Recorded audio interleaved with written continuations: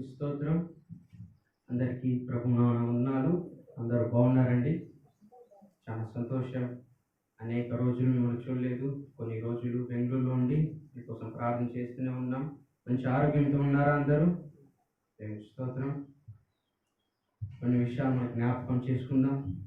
దేవుడు మనతో ఏదైతే మాట్లాడుచున్నాడో అది మన జీవితంలో జ్ఞాపకం చేసుకుంటూ ధైర్యంగా ఉండి ఎటువంటి సమస్య వచ్చినా ఎటువంటి కష్టం వచ్చినా దేవుడు ఉన్నారు యొక్క నమ్మకం మన జీవితంలో పెట్టుకొని ముందుకు వెళ్ళాలని జ్ఞాపకం చేసుకుందాం.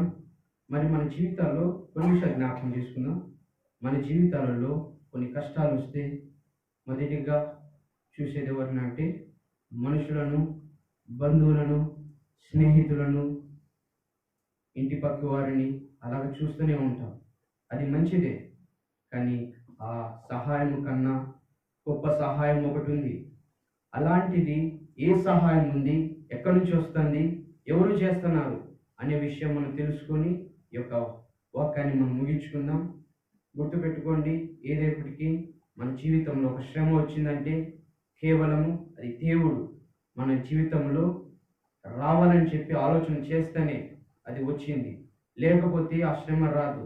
ఆ శ్రమ ద్వారా నీకు దేవుడు ఏదో ఒకటి నేర్పించాలని చెప్పి ఆ శ్రమ నీ లోపలికి రాబోతుంది.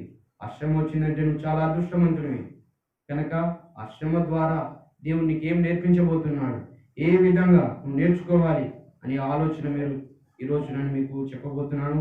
గనక మొదటి సమూయేలు 1వ అధ్యాయం మొదటి సమూయేలు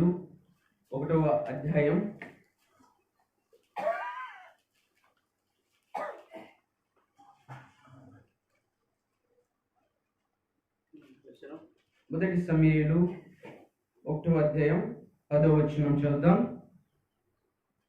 బహు దుఃఖాకాంతురాలై వచ్చి యెహోవా సన్నిధిని ప్రార్థన చేయుచు బహుగా ఏడ్చుచు, సైన్యములకు అధిపతి యెహోవా, నీ సేవకురాలైన నాకు కలిగి ఉన్న శ్రమను చూసి నీ సేవకురాలనైన నన్ను మరవగా నన్ను జ్ఞాపకం చేసుకొని నీ సేవకురాలైన నాకు మగపిల్లను దయచేసేలా వాని తల మీదకి క్షౌరపు కత్తి ఎన్నటికీ రానియక వాడు బ్రతుకు దినములన్నిటిలో నేను వానిని యెహోవానగు నీకు అప్పగించునని మొక్కుబడి చేసుకున్నాను.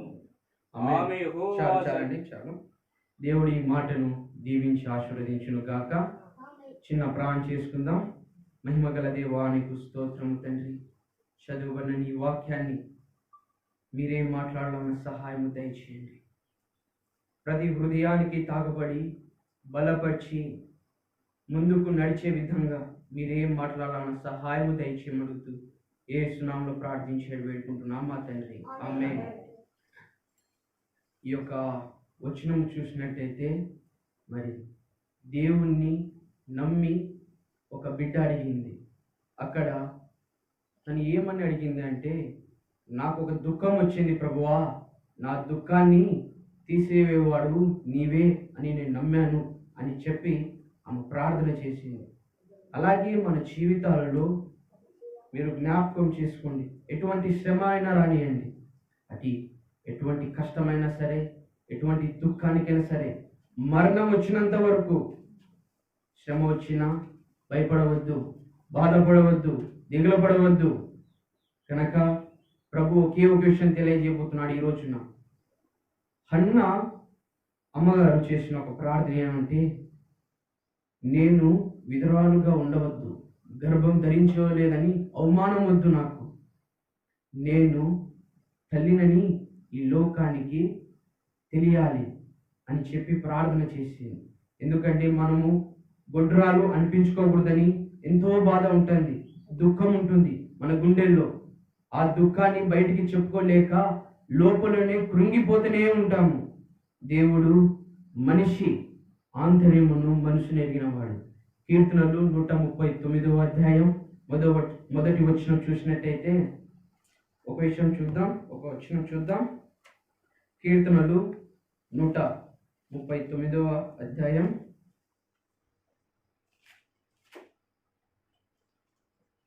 యెహోవా, నీవు నన్ను పరిశోధించి తెలుసుకొని ఉన్నావు. నేను కూర్చుంట నేను లేచుట నీకు తెలియను. నాకు తలంపు పుట్టక మునుపే నీవు నా మనసును గ్రహించి ఉన్నావు. చూడండి, ఆనాడు హన్నా అవ్వగారి మనసు ఎరిగి ఉన్నాడు. ఈ రోజున మన జీవితంలో మన హృదయాన్ని, మన మనసును, మన కష్టాలను, మన ఇబ్బందులను దేవుడు ఎరిగి ఉన్నాడు. సరే, మీరు జ్ఞాపకం చేసుకోండి. దేవుడు నాడు ఒక నమ్మకంతో మీరు ముందుకు వెళ్ళాలన్నా దేవుడు జ్ఞాపకం చేసుకుంటున్నాడు. అది ఏ శ్రమ అయినా సరే, మన కుటుంబంలో ఏ శ్రమ అయినా సరే వచ్చినను దేవుని సన్నిధానంలోకి రా, దేవుని సన్నిధానంలో మొరపెట్టు. హన్నా చేసిన 3 పనులు మీకు ఈరోజు జ్ఞాపకం చేయబోతున్నాను. మొదటిగా తను చేసిన ఒక ప్రార్థన, తను మనసునంతను దేవునికి అప్పగించి ప్రార్థన చేసింది. దేవా, నేను నీ సేవకురాలైన నీ బిడ్డను నేను ప్రార్థిస్తున్నా, నా ప్రార్థనకి సమాధానము దయచేయని చెప్పి తను చేసిన ఒక ప్రార్థన మీరు చూడండి. ఏ విధంగా ప్రార్థన చేసినా చూద్దాం. సైన్యములకు అధిపతి యెహోవా, సైన్యములకు అధిపతి అయిన యెహోవా, నీ సేవకురాలైన నాకు కలిగి ఉన్న శ్రమను చూసి, చదవండి. నీ సేవకురాలనైనా నాకు కలిగి ఉన్న శ్రమను చూసి, నీ సేవకురాలైన నన్ను మరొక జ్ఞాపకం చేసుకొని, నన్ను మరొక జ్ఞాపకం చేసుకొని ప్రార్థన చేసింది. సేవకురాలైన నాకు నీ ఒక పిల్లను దయచేసిన ఎడలా వాని తల మీదకి క్షౌరపు కత్తి ఎన్నటికి రానియక వాడు బ్రతుకు దినములన్నిటిలో నేను వానిని యెహోవానగు నీకే అప్పగింతును అని మురుకుబడి చేసుకొనెను. చూడండి, మొదటిగా తన జీవితంలో ఎంతో దుఃఖం వచ్చినప్పుడు తను చేసిన ప్రార్థన, దేవుని పాదాల చెంతన పెట్టిన ఒక విన్నపము. ఆ విన్నపము దేవుడు విని సమాధానం ఇచ్చాడో లేదో చూద్దాం. అలాగే తను చేసిన ఒక మనసు పూర్తిగా ప్రార్థన చేసింది మొదటిగా. రెండోది, తను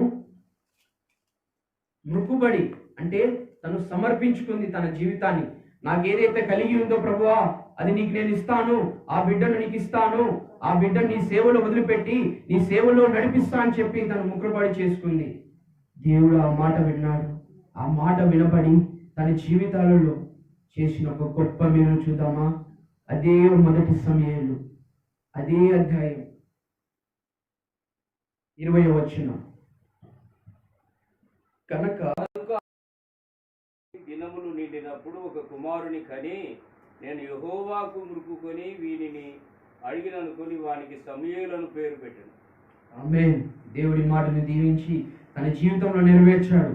తను చేసిన ప్రార్థన, తను చేసిన మొక్కుబడి, తను చేసిన కన్నీరు విడిచినది దేవుడు చూసి విన్నాడు, సమాధానం దయచేశాడు. ఈ రోజు దినాన నువ్వు కూడా నీ జీవితంలో ఏదైతే ఉందో, శ్రమ అయినా సరే, బాధ అయినా సరే, దుఃఖమైనా సరే, నువ్వు ప్రార్థన చేయి.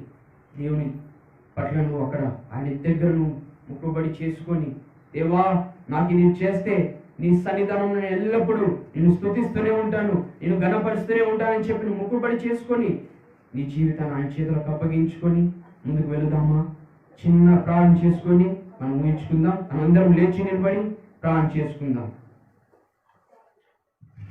మనందరం లేచి నిలబడదాం.